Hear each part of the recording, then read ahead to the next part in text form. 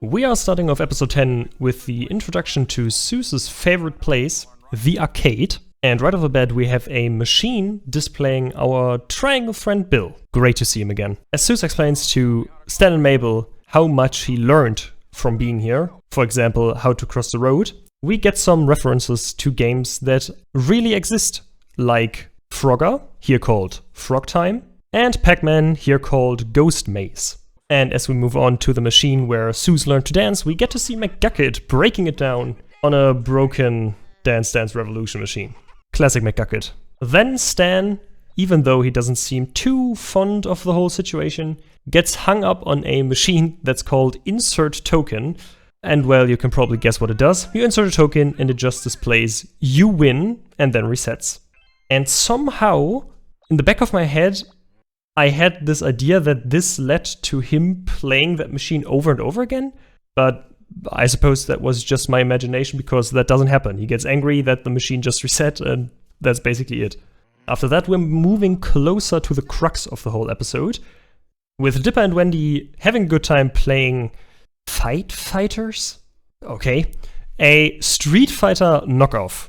But then, the guy who still thinks his Tumblr posts from when he was 13 are deep struts in, completely killing the lighthearted atmosphere. When Robbie doesn't listen to Wendy, after stealing the round that her and Dipper just started, the tone for the whole episode gets set, when the announcer says, "Fight!"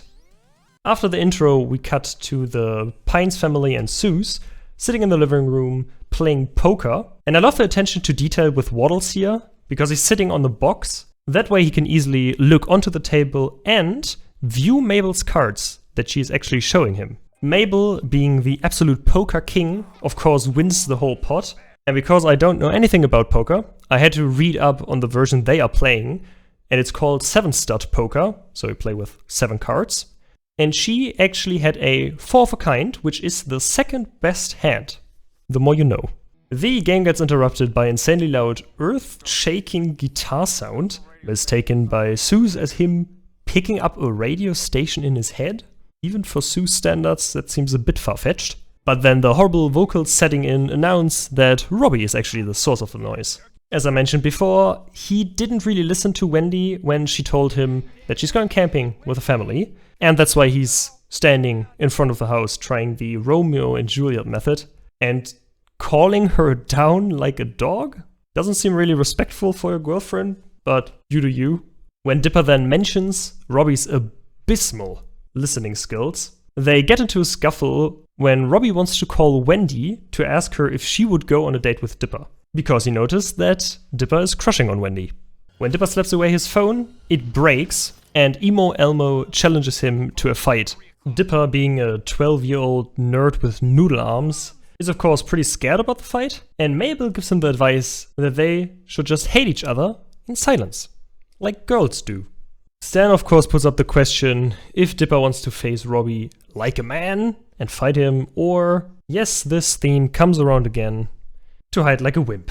And Dipper chooses the more passive option. He's also wearing a watch now, which he hasn't worn before, and my theory is, besides the fact that they probably didn't want to animate the watch always being on his wrist, he's wearing the watch now to always keep track of time, to see when the fight would be happening. Okay, someone might have overdone it a bit with the flyers. Cutting back to Mabel and Stan, we get the setup for the side story for this episode, being Mabel trying to get rid of Grunkle Stan's fear of heights that she just uncovered. And like a lot of things in this house, we get another example of a huge safety hazard, with one of the beams being completely broken in half. Jumping back to the arcade, we got a pretty obvious Tron reference here, but the more intricate part is the little explanation under the title, reading the game based on the movie, based on the game. And if any of you don't know about Tron, there was an arcade game that was turned into a movie, and this would be the arcade game derived from that movie. So in this universe, it basically went full circle. Before we see Sue's actually getting stuck in the cabinet, we switch back to Dipper, who's playing Fight Fighters again to calm down his nerves. And I thought it would be interesting to go through the little characters in the selection screen. So we have Beastor from Brazil, Joe Zambique from, you guessed it, Mozambique. We got Tsar Barian from Russia, Admiral Big Calves from the UK, Dr. Karate from Japan, and Rumble McSkirmish from the US. We don't get the names for the other characters. When Dipper accidentally drops a coin, he finds a cheat code scratched into one of the corners of a cabinet on the side. And no, it's not the Konami code, which would have been up, up, down, down, left, right, BA start. But this is probably based on the fact that that code exists. I also noticed that when Dipper is inputting the code into the machine, he is not using the code that was actually written down. He's inputting back, back, hold, forward, back, forward, down, hold, quarter circle, forward, triple punch. I know it's a lot. But the actual code would have been back, back, punch, punch, forward, back, down, kick, kick, quarter circle, triple punch, and a kick. Which raises the question, did he maybe put in the wrong code and that's why it worked randomly? And would the code that was on the machine have done something different? Well, one way or another, the code worked, and he's able to summon Rumble McSkirmish, whose eye patch quickly switches sides for some reason. And when Rumble sees the change machine standing in the corner, he quickly destroys it, trying to release his inner furry, I guess. So now Dipper wants to show Zeus that Rumble McSkirmish actually jumped out of the game.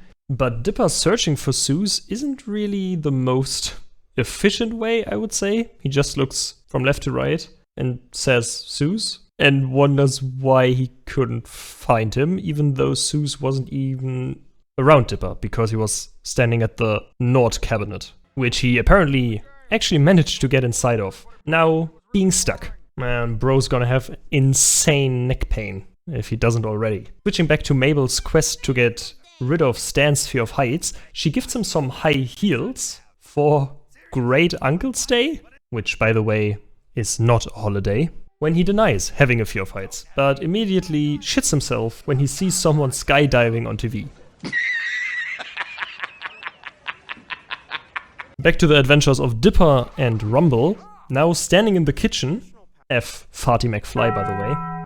Dipper searches for a power-up for Rumble, and when he looks into the fridge, there's a little glass with Mabel's name on it standing there, and if you thought the smile dip was dangerous, that probably ain't shit against this. And I don't even think that choking on a little troll doll is the biggest problem with this drink. When Dipper is searching around, he mentions not having traditional power-ups and drops a few more references. For example, a turkey, which probably would be Castlevania, pizza boxes, which probably would be Teenage Mutant Ninja Turtles, one of the games, and golden rings, which of course would be Sonic.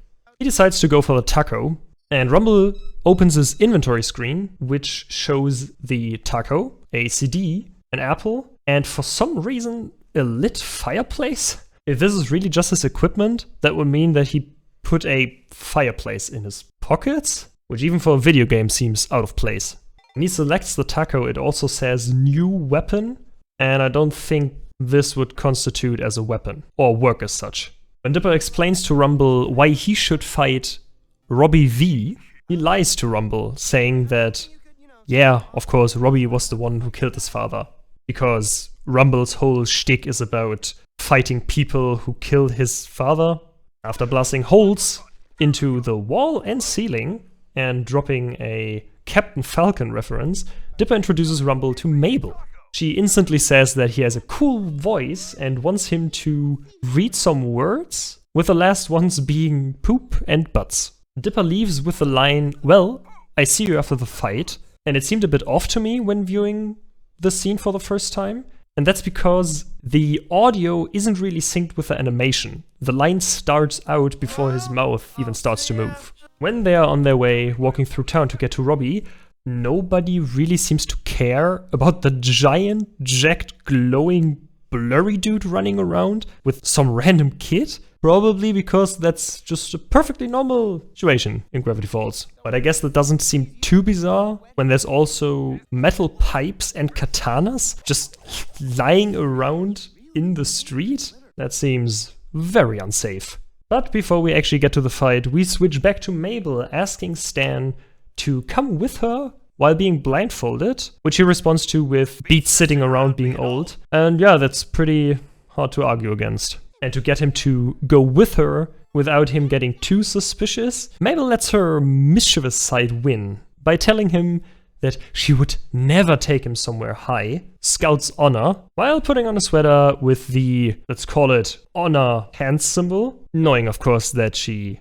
intends to break that promise. She has crossed fingers on the back of the sweater, which would also imply that she bought or made this sweater with lying to someone in mind. That seems pretty sly for someone like Mabel, who tends to stay on the more positive and honest side of things. Oh, her skirt also changed colors, by the way, from orange to probably teal or something like that.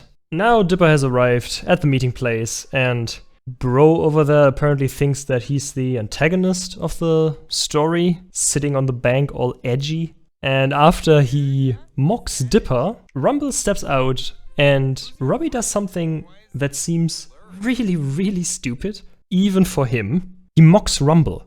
Why the fuck would you mock someone like that when you yourself look like the emo version of Phineas with strings for arms, at least compared to Rumble? Of course, Rumble folds him like a lawn chair, and yeah, this dude should definitely be dead, even by Gravity Falls standards of injury.